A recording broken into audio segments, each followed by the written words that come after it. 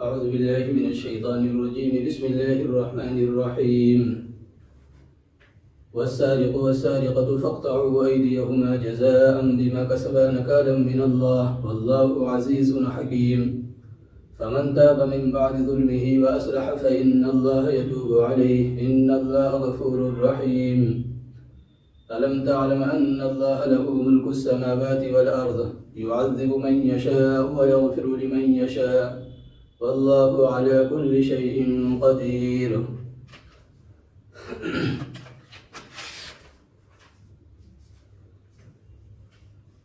آیت کریمہ کا ترجمہ یہ ہے کہ جو مرد چوری کرے اور جو عورت چوری کرے دونوں کے ہاتھ کاٹ دو تاکہ ان کو اپنے کیے کا بدلہ ملے اور اللہ کی طرف سے عبرتناک سزا ہو، اور اللہ تعالی صاحب اقتدار بھی ہے اور صاحب حکمت بھی ہے۔ پھر جو اپنی ظالمانہ کارروائی سے توبہ کر لے اور اپنے معاملات درست کر لے تو اللہ اس کی توبہ قبول کرے گا۔ بے شک اللہ تعالی بہت بخشنے والا بڑا مہربان ہے۔ کیا تم نہیں جانتے کہ آسمانوں اور زمین کی حکمرانی صرف اللہ کے پاس ہے؟ وہ جس کو چاہتا ہے عذاب دیتا ہے اور جس کو چاہتا ہے بخش دیتا ہے، اور اللہ تعالی ہر چیز پر پوری قدرت رکھتا ہے۔ ان آیات میں اللہ تبارک و تعالی نے چوری کے احکامات بیان فرمائے ہیں۔ چوری کرنے پر جو سزا شریعت نے مقرر کی ہے اس کو ذکر کیا ہے۔ عام طور سے قرآن کریم میں اللہ تبارک و تعالی جب کوئی حکم نازل کرتا ہے تو بندوں سے مردوں سے مخاطب ہوتا ہے، اور طبعاً ضمناً عورتیں بھی اس میں شامل ہوتی ہیں۔ جیسے نماز کا حکم ہے، اللہ تبارک و تعالی نے مردوں کو مخاطب کرتے ہوئے فرمایا اقیموا الصلاۃ، نماز قائم کرو۔ تو اب اس میں مرد بھی شامل ہیں اور عورتیں بھی شامل ہیں۔ اسی طرح اسلام کے اور دوسرے ارکان ہیں جن میں عام طور سے اللہ بندوں کو یعنی مردوں کو مخاطب کرتا ہے، عورتوں اور بندیوں کو مخاطب نہیں بناتا۔ لیکن اللہ تبارک و تعالی نے اس آیت کریمہ میں چور مرد اور پھر چور عورت، مرد کو الگ ذکر کیا ہے اور عورت کو الگ ذکر کیا ہے، حالانکہ حکم دونوں کا ایک ہی ہے، یعنی مرد چوری کرے یا عورت چوری کرے، سزا دونوں کی ایک ہی ہے۔ یہاں اللہ تبارک و تعالی نے جو عام اصول سے ہٹ کر قرآن کریم میں یہ انداز اختیار کیا، اس کی وجہ مفسرین نے یہ بیان کی ہے کہ یہ حدود ہے، یعنی چوری پر جو سزا ہوگی یہ حدود میں سے ایک حد ہے، اور حد یہ معمولی سے معمولی شبے سے بھی ساقط ہو جاتا ہے۔ لہذا یہاں پر اللہ تبارک و تعالی نے بات بالکل واضح کر دی، کوئی شک و شبے کی گنجائش نہیں رکھی کہ یہ حکم صرف مردوں کا ہے، بلکہ مرد کے ساتھ عورتوں کو بھی ذکر کر دیا کہ یہی حکم عورتوں کا بھی ہے، یعنی مرد کا جو حکم ہے چوری پر جو سزا اسے ملے گی وہی سزا عورت کو بھی ملے گی۔ دوسری بات یہ ہے، یہاں پر اللہ تبارک و تعالی نے چوری کے احکامات بیان کیے ہیں، لہذا یہ جاننا ضروری ہے کہ چوری کسے کہتے ہیں، چوری کی شرعی تعریف کیا ہے۔ کیا ہمارے معاشرے میں جو ایک عام مفہوم ہے چوری کا وہی مراد ہے، یا اس کے لیے کچھ اور شرائط ہیں، تب وہ جا کر شریعت کی نظر میں ایسا مجرم بنے گا کہ اس پر حد جاری کیا جا سکے؟ تو چوری کی تعریف یہ کی گئی ہے کہ کوئی شخص کسی دوسرے کا مال محفوظ مقام سے بغیر اس کی اجازت کے چھپا کر لے لے، یعنی کوئی شخص کسی دوسرے کا مال بغیر اس کی اجازت کے چھپا کر لے لے، اس کو سرقہ اور چوری کہا جاتا ہے۔ لہذا اس تعریف کی بنیاد پر چند چیزیں ضروری ہیں۔ مثلا کوئی شخص کوئی مال جو لے رہا ہے، چوری کر رہا ہے، وہ مال کسی فرد یا کسی جماعت کی ملکیت ہو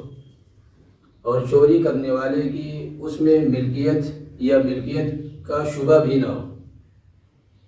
اسی طرح وہ جو مال لے رہا ہے اس میں عوام کے حقوق مساوی نہ ہو، یعنی تمام لوگوں کے حق اس مال میں برابر برابر نہ ہو۔ جیسے رفاہ عام ہے،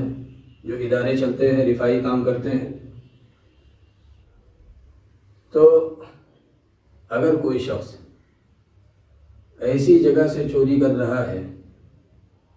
جس میں اس کی ملکیت ہے یا ملکیت کا شبہ ہے، یا اسی طرح وہ عوام کے درمیان مالیت کے اعتبار سے برابر ہے، تمام کے حقوق مساوی ہیں، تو پھر اس پر جو چوری کی سزا ہے، سرقہ کی جو حد ہے، وہ نافذ نہیں ہوگی، ساقط ہو جائے گی۔ اس کے علاوہ دوسری شرط محفوظ جگہ سے لی گئی ہو۔ مثلا مکان ہے، مکان کے اندر روپیہ پیسہ رکھا ہوا ہے اور مکان مقفل ہے، یعنی اس پر تالا لگا ہوا ہے، یا تالا نہیں لگا ہے تو نگراں اور چوکیدار اس مال کی حفاظت کے لیے متعین ہے۔ لہذا اگر کوئی شخص غیر محفوظ جگہ سے کوئی مال اٹھائے، مثلا مکان کھلا پڑا ہے، اس کے اندر پیسہ رکھا ہوا ہے، کسی نے نکال لیا، یا کہیں اور گرا پڑا ہوا تھا اٹھا لیا، تو یہ چیزیں جرائم تو ہیں، جرم تو اس نے کیا، لیکن جو چوری کی سزا ہے یعنی ہاتھ کاٹنا، وہ اس پر نافذ نہیں ہوگا، ثابت ہو جائے گا۔ اسی طرح تیسری چیز مالک کے اجازت کے بغیر لیا ہو۔ مالک کی اجازت کے بغیر کا مطلب یہ ہے کہ جو مال ہے، اس مال کا جو مالک ہے، اس نے چوری کرنے والے کو استعمال کی اجازت نہ دے رکھی ہو۔ اگر اس نے استعمال کی اجازت دے رکھی تھی کہ آپ بھی استعمال کرتے رہیے، اور اس نے پورا ہاتھ صاف کر دیا، تو پھر اس پر چوری کی جو حد ہے، جو سزا ہے، وہ نافذ نہیں ہوگی، یعنی ہاتھ نہیں کاٹا جائے گا۔ لہذا جو چوتھی بات کہی گئی وہ یہ کہ خفیہ طور پر لے جائے، چھپا کر لے جائے۔ اگر کوئی علانیہ کسی کا مال لے رہا ہے، چھین رہا ہے، تو وہ تو ڈکیتی ہے، اور ڈکیتی کی جو سزا ہے وہ پیچھے بیان کی جا چکی۔ لہذا شریعت جس چوری پر ہاتھ کاٹنے کی سزا سنا رہی ہے،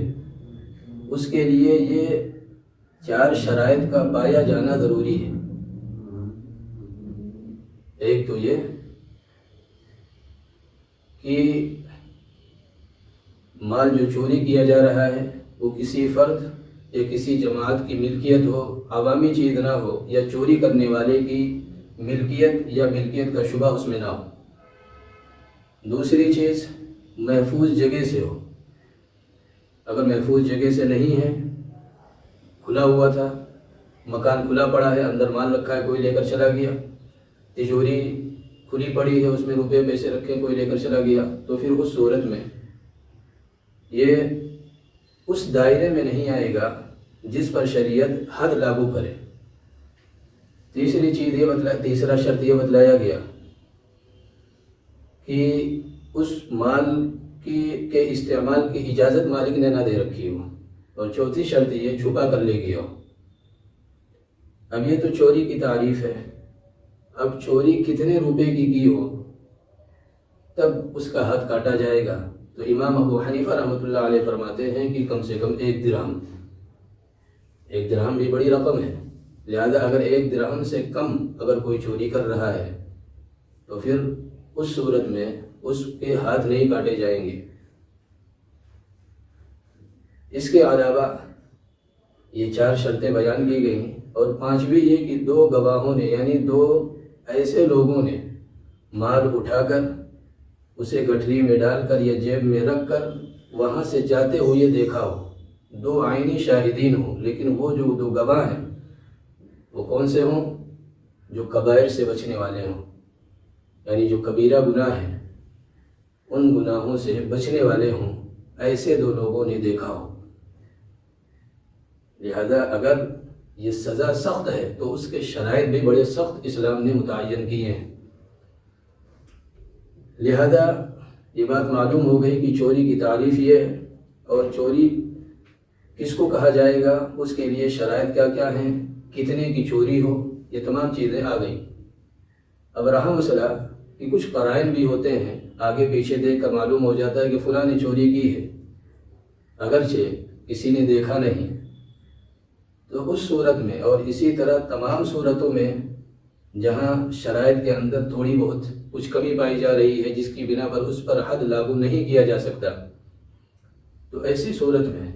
یہ قاضی صاحب کے حوالے کر دیا جائے گا۔ اب قاضی صاحب جو بھی فیصلہ کریں، وہ کوڑے مار دیں، جیل میں بند کر دیں، کچھ اور کر دیں، یہ ان کے ثوابدید پر اسلام نے چھوڑ دیا۔ اس کے علاوہ یعنی جہاں حد ساقط ہو گئی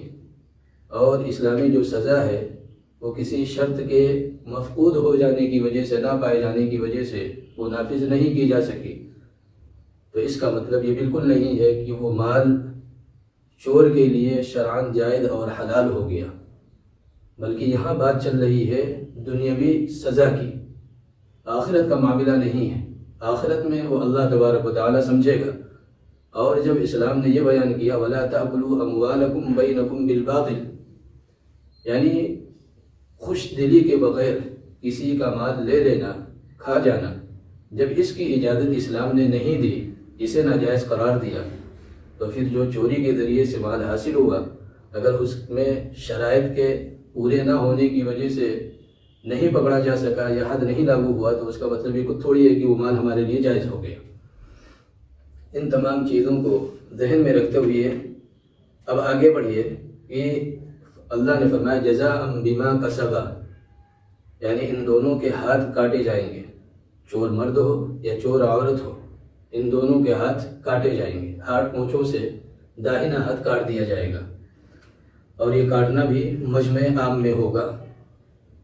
تاکہ تمام لوگوں کے سامنے یہ منظر آ سکے، تمام لوگ دیکھ سکیں۔ اللہ فرمانا جزاء بما کسبا، یہ جو ہاتھ ان کا کاٹا گیا یہ ان کے کرتوت کی وجہ سے ہے، بد کرداری کی وجہ سے ہے، اور اس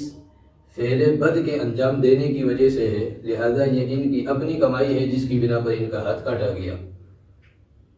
آگے فرمایا نکالن، یہ اللہ کی طرف سے عبرتناک سزا ہے، یعنی سزا بظاہر بڑی سخت ہے لیکن حکمت پر مبنی ہے، اس لیے کہ اگر 2-4 لوگ اس طرح مجمع عام کے سامنے لا کر ان کے ہاتھ کاٹ دیے جائیں اور لوگ دیکھ لیں تو روح کانپ جاتی ہے، آدمی کی ہمت پھر ان تمام مناظر کو مد نظر رکھتے ہوئے چوری کرنے کی، معاشرے کے اندر جرائم کرنے کی پھر ہمت نہیں پڑتی، لہذا فرمایا نکالن، یہ عبرتناک سزا جو دی ہے اللہ تبارک و تعالی نے، یہ ان کے کرتوت کی وجہ سے، ان کے اس بد فعل کی وجہ سے۔ آگے فرما دیا من اللہ، یہ من اللہ جو لفظ اللہ تبارک و تعالی لے کر آئے، اس سے اس طرف اشارہ کیا گیا کہ جب کوئی بندہ چوری کرتا ہے تو وہ 2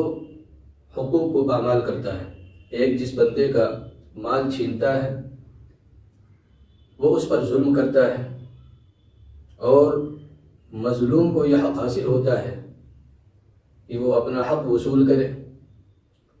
اسی طرح یہ بھی حاصل ہوتا ہے کہ اگر وہ چاہے تو اپنا حق وصول نہ کرے، معاف کر دے۔ لہذا اس کا تقاضا یہ تھا کہ اگر یہ بندہ جس کی چوری ہوئی ہے وہ یہ کہے کہ ہمیں ہاتھ نہیں کٹوانا، ہم یہ حد اس پر نہیں جاری کروانا چاہتے، تو معاف ہو جانا چاہیے۔ اس میں دوسرا پہلو حق اللہ کا ہے، اللہ کے حق کی خلاف ورزی ہے، لہذا اس کا مقتضا یہ تھا کہ کہ اگرچہ مظلوم نے معاف کر دیا،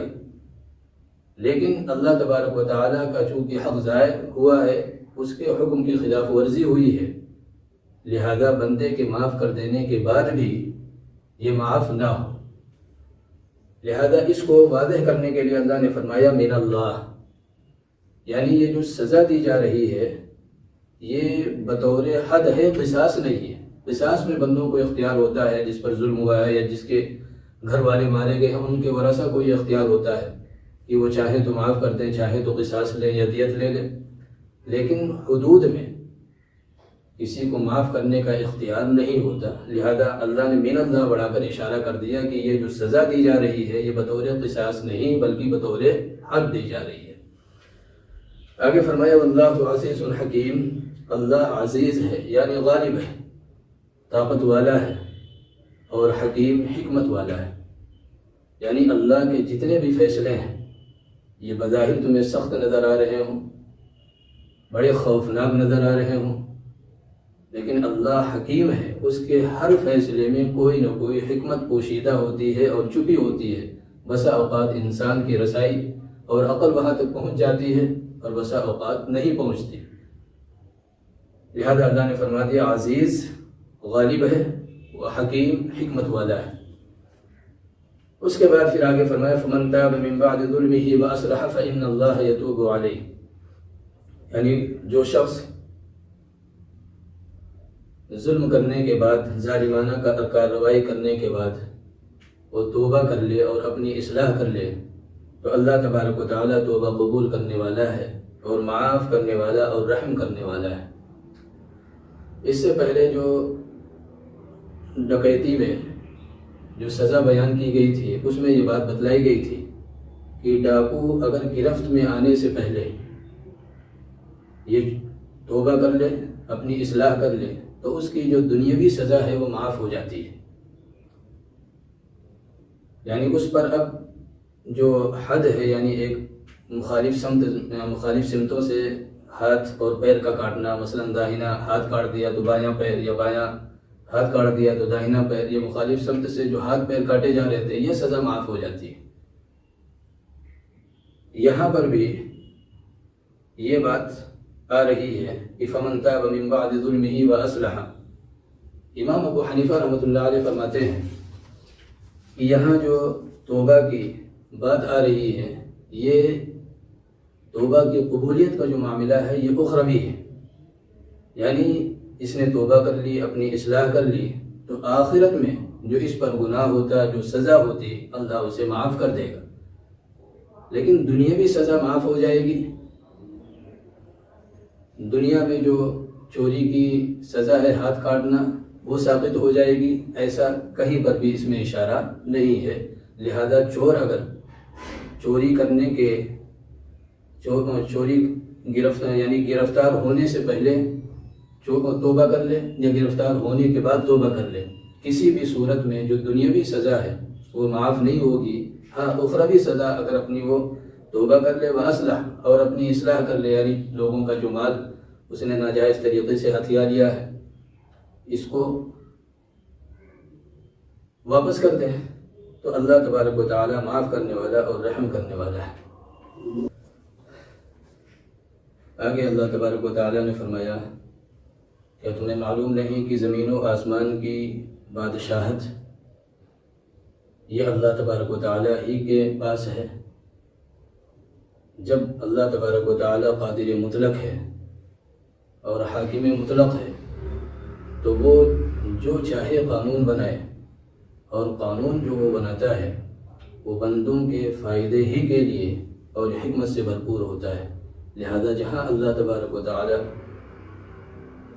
سخت سے سخت سزائیں دیتا ہے وہی فرمایا یعذب من یشاء ویغفر لمن یشاء، اللہ سزا بھی دیتا ہے اور معاف بھی کر سکتا ہے۔ واللہ علی کل شیء قدیر، اور اللہ تبارک و تعالی ہر چیز پر قادر ہے۔ یہاں جو اسلامی سزائیں بیان کی جا رہی ہیں اس پر جو اہل عقل ہیں یہ بڑا واویلا اور بڑا شور مچاتے ہیں۔ کسی زمانے میں ملک شام کے اندر ایک شاعر تھا ابو العالی معری، شاعروں میں بڑا مقام تھا اور شاعر کی حیثیت سے اسے کافی شہرت حاصل تھی۔ اس نے اسلامی احکام کے اندر تضاد کو بیان کرتے ہوئے اس نے شعر کہا تھا، یدن بخمس مئن اسجد بدیع وما بالها قطعت فی رؤی الدینار، یعنی اگر کوئی آدمی کسی کا ہاتھ کاٹ دے تو اس کی دیت اور جرمانہ 500 درہم ہے، لیکن اسی درہم کا اگر چوتھائی یا اس سے کم اگر کوئی چوری کرے تو اس کی سزا ہاتھ کاٹ دینا ہے۔ یعنی کہاں ہاتھ کی قیمت ایک طرف یہ بتلائی جا رہی ہے کہ 500 درہم ہے، اور دوسری طرف اسی ہاتھ کو کاٹا جا رہا ہے چند درہموں کے چوری ہونے کی بنیاد پر۔ تو اس کا جواب امام شافعی رحمۃ اللہ علیہ نے یہ دیا تھا شعر ہی کی صورت میں، ہناک مظلومۃ غالت بقیمتها وہا ہنا ظلمت خانت علی الباری۔ امام شافعی رحمۃ اللہ علیہ نے یہ فرمایا کہ جہاں بندے کا ہاتھ کسی نے کاٹا ہے اور اس کی دیت 500 درہم ہے تو وہاں پر ہاتھ مظلوم ہے، اور جہاں پر ہاتھ کاٹا جا رہا ہے چوری کی وجہ سے تو وہاں ہاتھ ظالم ہے۔ یعنی حیثیتیں بدل گئی ہیں، جب آپ ظالم ہیں تو شریعت کی نظر میں آپ 2 کوڑی کے نہیں ہیں، لیکن جب آپ مظلوم ہیں تو آپ کی بڑی قیمت ہے۔ لہذا لوگوں کو یہ سزائیں تو یاد رہتی ہیں کہ اس نے چوری کی ہو، لیکن جس کی چوری کی، ظاہر سی بات ہے کتنی محنت کتنی مشقت کے ساتھ اس نے جمع کیا تھا، اس کے اپنے اہل و عیال تھے، ان کی اپنی ضرورتیں تھیں،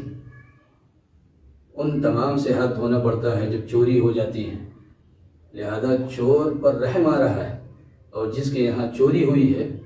اس پر کوئی نظر نہیں، اس پر کوئی رحم و کرم نہیں۔ اللہ تبارک و تعالی ہم سب کو